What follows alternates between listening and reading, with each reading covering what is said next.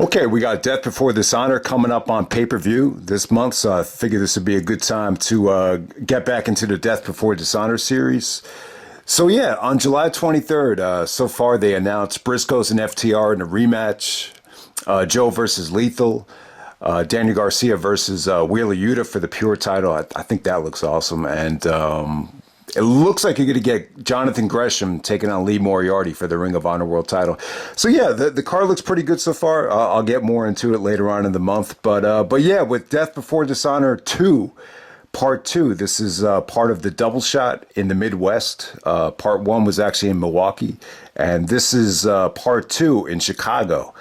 So this is pretty much CM Punk's first Ring of Honor show as a babyface in Chicago. Colt Cabana actually gets a shot at Samoa Joe in his hometown as well. But yeah, with this particular show, they really try to hit a home run. They try to give you more of a pure wrestling feel throughout the whole show.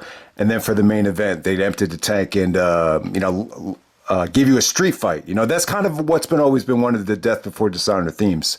Deliver a street fight, a weapons match, a cage of death, or a dog collar match. It's kind of always been one of the themes. And without a doubt, I would say Death Before Dishonor has been pretty much their SummerSlam. It's pretty much their summer show. I mean, most of the time, you want to have it in July because the first one was in July, but I think the third one was in June. There's been times when they did it in September. I think 2011 was in September. And then, sometimes they actually did have it in August as well. But yeah, let's get right down to it. First match of the night, we got Rocky Romero taking on Chad Collier. This was not filler at all. I think it was Mark Nolte on commentary. He actually said this would be a main event on any other show in the country. And then Gabe is like, yeah, but for here, it's only the first match on the card. But yeah, I think the attraction here is you wanted to get Rocky, a really solid singles victory under his belt because he's a hell of a talent. And Chad Collyer is kind of like, a younger version of Dean Malenko. I believe Dean Malenko was actually his protege. You could definitely see the Dean Malenko influence with the cloverleaf and just the moveset in general. You could definitely see that. And this was good stuff, man. It really is. I mean, Rocky definitely delivered some vicious kicks, some beautiful arm bars where he actually put the guy in an arm bar in midair and made Chad Collier tap out. Very competitive, really good stuff. Definitely not filler. Definitely not the weakest thing on the show. Definitely one of the highlights of the undercard for sure. Next up, we got Alex Shelley taking on Jimmy Jacobs. These two guys have a lot in common. I believe they actually broke in together in Detroit, in the Midwest. It wasn't on this show, but I believe later on when Jimmy was in Age of the Fall, when they had the tag match at Tag Wars, Jimmy cut a really good promo on Shelley talking about how he always hated the fact that everybody thought that Shelley was the better wrestler. Here, Shelley is the heel. He's playing in, I was going to say Generation X, but yeah, Generation Next. Shelley's basically the leader at this point of that group. And Jimmy's gimmick here is a little bit weird. I guess he was trying to, pay tribute to Bruiser Brody. Bruiser Brody's pretty much before my time, but I don't know what he was going for with the ring entrance and the ring attire. It just came across a little bit cheesy. It's almost like Jimmy was a little bit naive at this point, and before he was corrupted by all the injuries and all the pills and all the pitfalls of society before he joined the Age of the Fall. But it was good stuff, man. You could definitely tell Shelley and Jacobs knew each other well. I just felt like, considering where Jimmy was at the time, and when you consider how, Shelley's supposed to be leading the top heel stable in Ring of Honor, I just felt like the match got a little bit too much time. I just felt like Shelley was doing a little bit too much selling for Jimmy, if that makes any sense. But yeah, ultimately, Shelley actually delivers a release Regalplex and puts Jimmy away with the Border City stretch submission. So yeah, definitely good stuff. Not the best Shelley and Jimmy match, but after the match is over, Roderick and Jack Evans help beat up Jimmy. Ricky Steamboat makes a save, and then enter John Walters and Matt Stryker, representing the Pure Wrestling tag team from Ricky Steamboat, as they take on Roderick Strong and Jack Evans. I thought John Walters and Stryker looked good here. As a tag team, they were wearing the same, purple attire The teamwork actually looked cohesive. They actually were gelling quite well. But then, Shelley and Steamboat were on the outside, just totally kind of taken away from the match. Ultimately, Shelley, his interference paid dividends, and Roderick Strong actually did get the victory here. Jack Evans did bust out the moonsault off of Roderick Strong, and when Strong had one of the guys in a torture rack. That might have been one of the first times they did it. But ultimately, I really think that Strong and Jack have gotten a lot better since then. Roderick was a little bit more beefy back then. He was pretty much just, being bossed around by Shelley just to do the dirty work at the time. But this was solid stuff. But overall, I'd have to say it's probably one of the weaker things on the show. But it really did set up the Generation Next segment with Ricky Steamboat to end this show. So next up, we got the six-man mayhem. We got Trent Acid taking on Shawn Daivari, Matt Sydal, Delirious, the great Kazushi, and Danny Daniels from IWA Mid-South, I believe. I believe Danny Daniels actually won the Ted Petty in 2003. I do want to state that. Every time you see him, you think about how the hell did this guy win Ted Petty? But yeah, with this match, this six-man mayhem right here, really not a lot to say about it other than breathtaking action. A little bit sloppy at some points, but there was not a dull moment at all. I mean, they really busted their ass here. Daivari actually hit a double Death Valley driver, and Daivari would actually go to the WWE a couple months later after this to debut with Muhammad Hassan. But you got to give him credit. I thought he looked really good here. Trent Acid actually busted out a double sunset flip here. Delirious and Matt Sydal look good. I thought everybody here looked good. Okay, next up we have the ROH Pure title match. We got Doug Williams taking on Austin Aries. This is really good stuff, man. I mean, I really don't think Aries is at his best wrestling the Pure title style. I just feel like he's so explosive and he's so, athletic that, the Pure title matches, they don't really cater to his style. So this match right here, I felt like it was more of a Doug Williams match. It was, Doug really just dominated this thing. He really tried to keep Aries away from doing the 450, really tried to make sure Aries used up all his rope breaks by doing, basically did a hammerlock and definitely a variation of a key lock just to make Aries use up the rope breaks. But yeah, really, really stiff knees from Doug Williams. But one of the toughest things in wrestling, I remember watching Tough Enough, and Al Snow was like, don't throw a knee unless you get the okay from me, because throwing a knee must be really dangerous and it takes a lot of skill to do. But yeah, Doug threw some awesome knee strikes here where he's just digging into Aries' face. So, just really, really good stuff. Aries actually used up all his rope breaks, so Doug actually went back to work on the arm while Aries is trying to do the 450, and then he hit him with a arm bar, and then he trapped him on the top rope, and then Aries actually submits to Doug Williams. Man, awesome finish, man. I really enjoyed the match. I mean, like I was saying, it's not your explosion of Austin Aries that you're used to, but yeah, I thought Doug Williams was great within this Pure title concept right here. So definitely good stuff there. Next up, you got Low Key taking on Mark Briscoe. So this is pretty much one of Low Key's first singles matches as a heel right here. So yeah, Low Key really just kicked the crap out of Mark Briscoe. There were times where he was kicking him so hard, I thought they were just going to stop the match. It almost had that type of feel to it. But yeah, Mark Briscoe as a singles wrestler, you didn't really get to see him wrestle as a singles guy throughout a lot of his career. But, he's more than just a high flyer. He was able to show it here. I mean, Mark was trying to get Low Key up for that burning hammer. And Low Key is just like lightning, escaping the burning hammer, escaping the exploder. But yeah, Mark definitely got some good offense in. Low Key actually got help from the Rottweilers and Julia Smokes.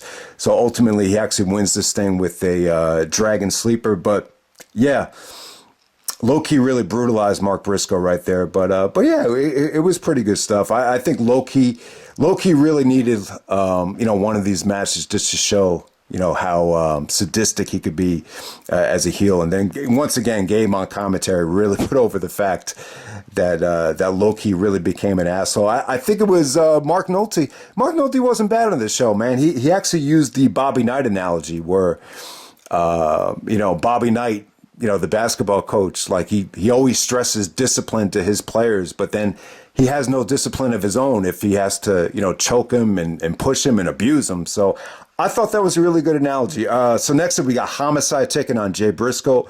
Really, really good stuff. This felt a little bit more competitive. Low key and Mark was a little bit more one-sided. This was, balls to the wall. I got to say, Homicide in Ring of Honor, man. I'll tell you, that's why he was a perfect fit for TNA, because he almost wrestled like he had a total nonstop action flow. Like his matches were just so, so fluid. Just, they didn't give you a chance to breathe. So yeah, really good brawl between him and Jay Briscoe. Lots of hard suplexes, ace crushers, hard lariats. There is a sequence of just beautiful yakuzas from both guys.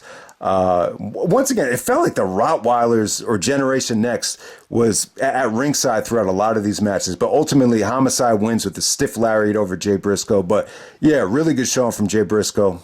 So the Briscoes in 2 singles matches. Sometimes when you book the Briscoes like this, it feels a little bit like filler. So ultimately, I would have loved to have seen, the Briscoes go up against Low-Key and Homicide. I thought that would have been the better way to go, but understand what they were doing. They were trying to give you more one-on-one depth throughout the show, and then they emptied the tank with the street fight. And then for the ROH World Title match, we got Samoa Joe taking on Colt Cabana. So Colt Cabana gets the title shot. The first time he gets a title shot in his hometown in Chicago. All right, so we've seen plenty of Cabana title shots in Chicago. Samoa Joe, Bryan Danielson at Gut Check, which was probably the most memorable, but that's when Danielson's title reign fell apart when he separated his shoulder. He also got the title shot against Austin Aries at Reverse the Curse, because I guess Colt Cabana's a big Cubs fan. The Cubs used to have a curse on them, some people thought, with the Billy Goats curse. But yeah, this was good stuff. Cabana was actually a little bit slimmer than Joe here. Joe was a little bit beefy here. I'll tell you, what really made Joe versus Punk 2 stand out was, how slim Joe was. Like in between Ted Petty and Joe versus Punk 2, that's when Joe really slimmed down. He was a little bit heavier, at the beginning stages of the summer of 2004. So I do want to point that out. I think that's just one of the reasons why Joe versus Punk 2 was just so praised, even above some of the other matches that they had. But yeah, Joe versus Cabana. I thought Cabana was good here. He some people might even argue that he's more of a natural athlete than Punk. And yeah, he wrestled this match serious. He had a really nice counter to the Ole Ole kick when he actually hit Joe with the chair to counter the Ole Ole kick. That was pretty cool. But Joe's the one that made this match work. I mean, it's just amazing how athletic and how fast and how, some of those strikes that Joe did and the lariat and the slaps. I mean, even on commentary, it said, how the hell can you be that big and throw multiple insecurities without even, losing a step like Joe was doing there? So, yeah, I thought it was pretty good. Cabana actually got this title shot because he pinned Joe at Survival of the Fittest with, it was kind of like this fluke sunset flip over the middle rope. In the middle of the ring. And they tried to play off that spot, but it looked like Cabana might have botched it, and he just kind of transitioned into a STF. So I really thought, that would have been a nice near fall to kind of, and I thought they did do that near fall, but I guess they didn't. You could have said, Shays is a survival of the fittest, which I'm sure Gabe would have said if they pulled it off appropriately. But yeah, pretty good stuff. Joe actually hits the muscle buster. And then the Rottweilers come out at the end of the match, and Cabana and Joe actually do the code of honor. And it kind of got me thinking, we've never really seen Cabana and Punk interact yet in AEW. Just kind of get the feeling that it's probably not going to happen. I don't even know if Punk has even said hello to Cabana in AEW. So, yeah, I mean, who knows? It could happen, but, maybe it's not the right time to even talk about it. But it just kind of got me thinking, like, it just seems like Cabana's just, I don't know. Maybe he just hasn't kept himself in shape. I don't know why they're really not using him in AEW right now. You really haven't seen him on TV that many times since Punk has debuted with the company. But let's move on to CM Punk's main event. We have CM Punk and Ace Steel taking on Dan Maff and BJ Whitmer. So yeah, this is CM Punk's first babyface match in Chicago. He just turned babyface the previous week where he saved Ricky Steamboat.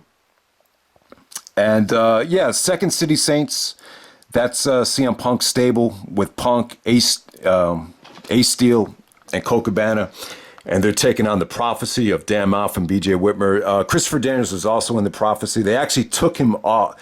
They took him, I was going to say off of television, but Ring of Honor wasn't on television. But they took him out of the program earlier on that year. They did this really amazing spot through a table where they just kind of wrote him off of TV. Let's just say it like that. So I would have loved for them to show a video package here because, you know, if anyone just flips in this show, you're going to say to yourself, why do these two teams hate each other?